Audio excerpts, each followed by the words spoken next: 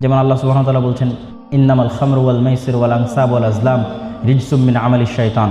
নিশ্চয় মদ, নিশ্চয় জুয়া, নিশ্চয় মূর্তি শয়তানের অস্ত্র, শয়তানের কাজ। এগুলো দিয়ে শয়তান মানুষকে ব্যস্ত রাখে। ফাজতানিবু, তোমরা এগুলোর ধারে কাছেও যেও না। রাসূলুল্লাহ সাল্লাল্লাহু আলাইহি ওয়াসাল্লাম বলেন, যে ব্যক্তি নিয়মিত নেশাদার দ্রব্য পান করে সে ব্যক্তি জান্নাতে যাবে না। যে ব্যক্তি নেশাদার দ্রব্য পান করে তাকে জান্নাতের যে সুপ্রিয় পানীয় আছে সেটি তাকে প্রদান করা হবে না। যে ব্যক্তি নেশাদার দ্রব্য পান করে তার 40 দিনের ইবাদত আল্লাহ সুবহানাহু ওয়া তাআলা কবুল করবেন না। যে ব্যক্তি নেশাদার দ্রব্য পান করে সে যেন মূর্তির পূজা করে। এটিও একটি হাদিস। কেন এই কথাটা বলা হলো সে যেন মূর্তির পূজা করে? মানে আপনিও যেন ওই জিনিসটার পূজা করতেছেন। আপনি সিগারেট ছাড়তে পারতেছেন না, মানে আপনি on kind of you are worshipping, আপনি পূজা করতেছেন সিগারেটের।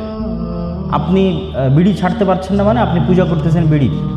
ওই সেন্স থেকে এটা বলা হয়েছে যে আরেকজন যেমন মূর্তির পূজা করে ও তেমন ওইটার পূজা করে। এরকম আরও অসংখ্য কোরআনের আয়াত আছে যেগুলো, এবং অসংখ্য হাদিস আছে যেগুলো থেকে স্পেসিফিক নেশাদার দ্রব্যের বিষয় পাওয়া যায়। আর অবৈধ সম্পর্কের বিষয়ে যদি বলি, তাহলে আল্লাহ সুবহানাহু ওয়া তাআলা বারবার বলেছে যেন আমরা অবৈধ সম্পর্ক বা অশ্লীলতার ধারে কাছেও না যাই। কিছু কিছু জিনিস আছে খুবই ভয়ঙ্কর, ওই জিনিসগুলোর দিকে যে রাস্তাগুলো যায় সে রাস্তাগুলো ইসলামে হারাম করা আছে। আপনি যদি আমাকে জিজ্ঞেস করেন, আব্দুল্লাহ ভাই গান শোনা কেন হারাম, পর্দা কেন করতে হবে, এগুলোর কোনো উত্তর নাই। এই উত্তর ছাড়া, মানে লজিক্যাল যদি অ্যান্সার দিতে চায়, গান মানুষকে অবৈধ সম্পর্কের প্রতি উৎসাহিত করে, এই জন্য গান হারাম। পর্দা কেন করতে হবে? বেপর্দা অবস্থায় চললে মানুষের মধ্যে অবৈধ সম্পর্ক তৈরি হতে পারে, এই সম্ভাবনা আছে। এই জন্য আল্লাহ সুবহানাহু ওয়া তাআলা পর্দার বিধান দিয়েছেন। তথা অবৈধ সম্পর্কের মানুষ যেন ধারে কাছেও না যায়, এরকম আরও 10টা-15টা বিধান সেট করা আছে। আপনি যদি আমাকে জিজ্ঞেস করেন যে কেন ছবি ঝুলন্ত রাখা যাবে না, কি সমস্যা, কোনো যৌক্তিক অ্যান্সার নাই এইটা ছাড়া, যে এইটা এক সময় ধীরে ধীরে আপনাকে শিরকের দিকে নিয়ে যেতে পারে। তো শিরক যেহেতু খুব ভয়াবহ, ওখান থেকে বাঁচার জন্য ওই দিকে যেতে পারে এরকম প্রত্যেকটা রাস্তায় স্টপ করা আছে। অবৈধ সম্পর্ক যেহেতু খুব ভয়াবহ, এই জন্য অবৈধ সম্পর্কের দিকে যেতে পারে এরকম প্রত্যেকটা রাস্তায় স্টপ করা আছে ইসলামের পক্ষ থেকে। ওই ব্যারিয়ারগুলো যখন আপনি উঠিয়ে দিবেন তখন অবৈধ সম্পর্ক সহজ হয়ে যাবে। যেমন বিবাহকে আপনি যত কঠিন করবেন, ইসলামে এটি অত্যন্ত সহজ কাজগুলোর একটি কাজ। যত কঠিন করবেন অবৈধ সম্পর্ক তত বাড়বে। তাই অবৈধ সম্পর্কের বিষয়টা কেন ইসলামে এত গুরুত্বের সাথে, এত ভয়াবহতার সাথে দেখা হয়েছে? কেননা আল্লাহ সুবহানাহু ওয়া তাআলা যত বিধিবিধান দিচ্ছেন, যত আদেশ নিষেধ দিচ্ছেন, পৃথিবীকে আবাদ রাখবেন এই মর্মে আল্লাহ সুবহানাহু ওয়া তাআলা যত দিক নির্দেশনা দিয়েছেন, তার প্রত্যেকটা দিক নির্দেশনা ধ্বংস হয়ে যাবে, ম্যাসাকার হয়ে যাবে যদি পৃথিবীতে পরিবার না থাকে। ইসলামের অস্তিত্ব বলে পৃথিবীতে কিছুই থাকবে না যদি পৃথিবীতে কি না থাকে, পরিবার না থাকে। এই জন্য ইসলাম সবচেয়ে বেশি গুরুত্ব দেয় পরিবার প্রথার ধারাবাহিকতা রক্ষা করা। পিতৃ পরিচয় রক্ষা করে সন্তান পৃথিবীতে আসতে হবে, সবচেয়ে ইম্পর্টেন্ট জিনিস। তাহলে ইসলাম থাকবে পৃথিবীতে। পিতৃ পরিচয় রক্ষা না করে যদি পৃথিবীতে সন্তান আসে, ইসলাম এখানে আর থাকবে না, পৃথিবীও থাকবে না। আল্লাহ সুবহানাহু ওয়া তাআলা পৃথিবী ধ্বংস করে দেবে।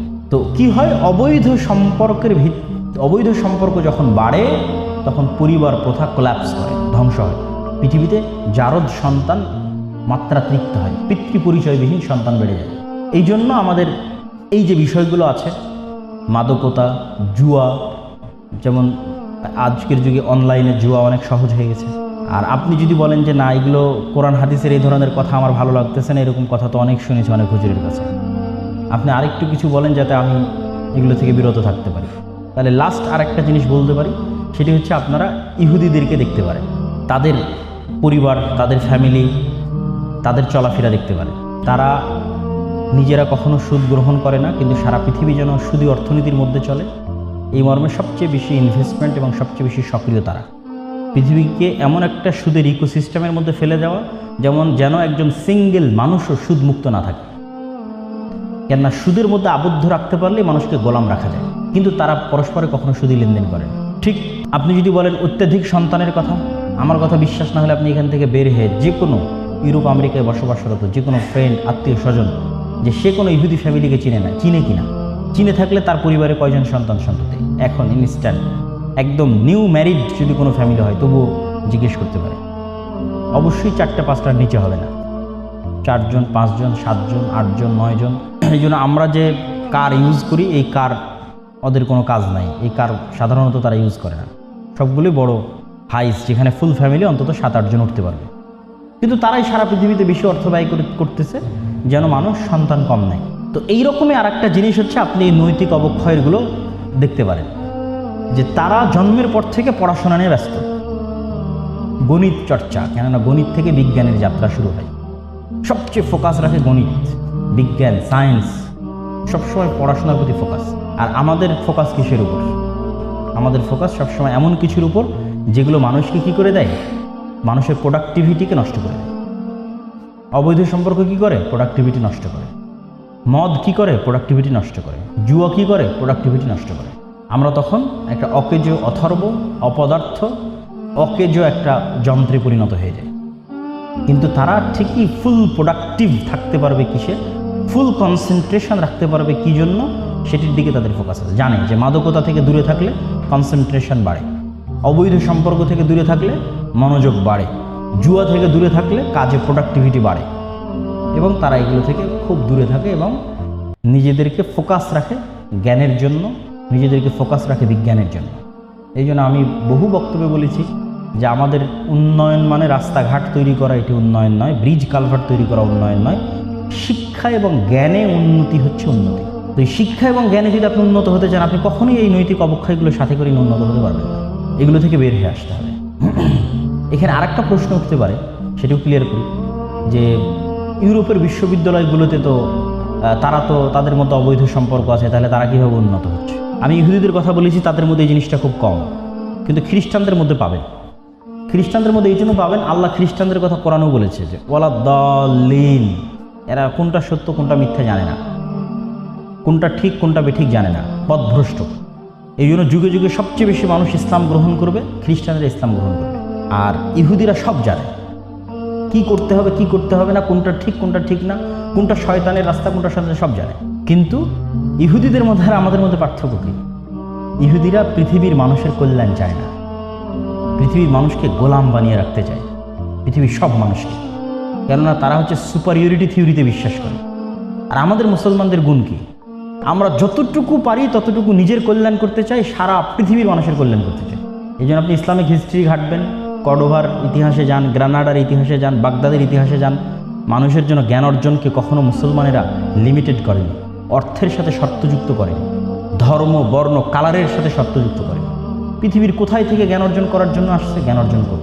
ইউরোপ থেকে আসছে, খ্রিস্টান আসছে, হিন্দু আসছে, টাকা দিবা তারপরে শিখবা, এরকম কোনো চিন্তাও মুসলমানদের মাথায় ছিল না।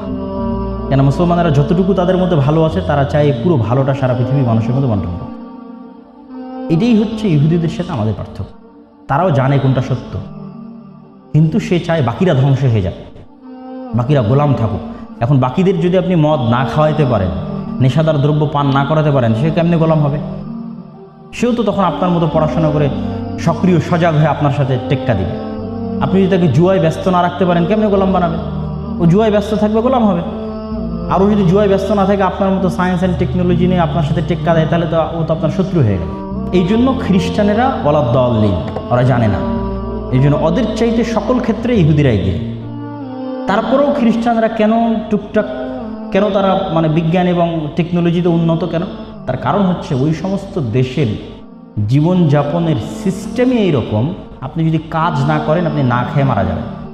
ফলত আপনার কি প্রেম আর কি বিড়ি কি সিগারেট কি নেশা, আপনাকে কাজ করতেই হবে। আর কাজ করতে হলে জ্ঞান অর্জন করতে হবে। বাংলাদেশে দেখবেন যে লেবার মিস্ত্রি কোনোদিন কাজ করেনি, ফাঁকি দিয়েছে, বিদেশে গিয়ে 16 ঘন্টা কাজ করতেছে, 14 ঘন্টা কাজ করতেছে। কিন্তু বাংলাদেশে আমাদের সমস্যা কি? আমরা তো কাজ না করলেও খেতে পাই, অলস জাতি। এই জন্য আমাদের জন্য এই জিনিসগুলো বেশি মারাত্মক ক্ষতিকর তাদের চাইতে। তারা হচ্ছে মেশিনের মতো। ওই আজকে একজনের সাথে সম্পর্ক আছে, কালকে তার সাথে সম্পর্ক ছিল নাই। ওইটা হার্ট দিয়ে চিন্তা করে না, মেশিন। কেননা তার টাকা লাগবে, উপার্জন করতে হবে, খেতে হলে বাঁচতে হলে কাজ করতে হবে। সুতরাং স্বামী কি, স্ত্রী কি, প্রেমিক কি, প্রেমিকা কি, বিড়ি কি, সিগারেট কি, মদ কি, তারা ফুল একটা মেশিনের মতো ওয়ার্ক করে। কিন্তু আমরা বাঙালিরা যেহেতু মেশিনের মতো না, আমাদের জন্মগতভাবে বাই নেচার বা ইসলামের কারণে আমাদের হার্ট আছে। ফলত আমাদের জন্য এই অবৈধ সম্পর্কগুলো, মাদকতাগুলো, নেশাদার দ্রব্যগুলো তাদের চাইতে, ইউরোপে বসবাসরত খ্রিস্টানদের চাইতে বেশি ভয়ঙ্কর প্রভাব ফেলে, আমাদের লাইফকে ধ্বংস করে দেয়, ম্যাসাকার করে। তো আল্লাহ সুবহানাহু ওয়া তাআলা আমাদেরকে এই নৈতিক অবক্ষয়গুলো থেকে বেঁচে থাকার তৌফিক দান করুক। আল্লাহুম্মা আমিন।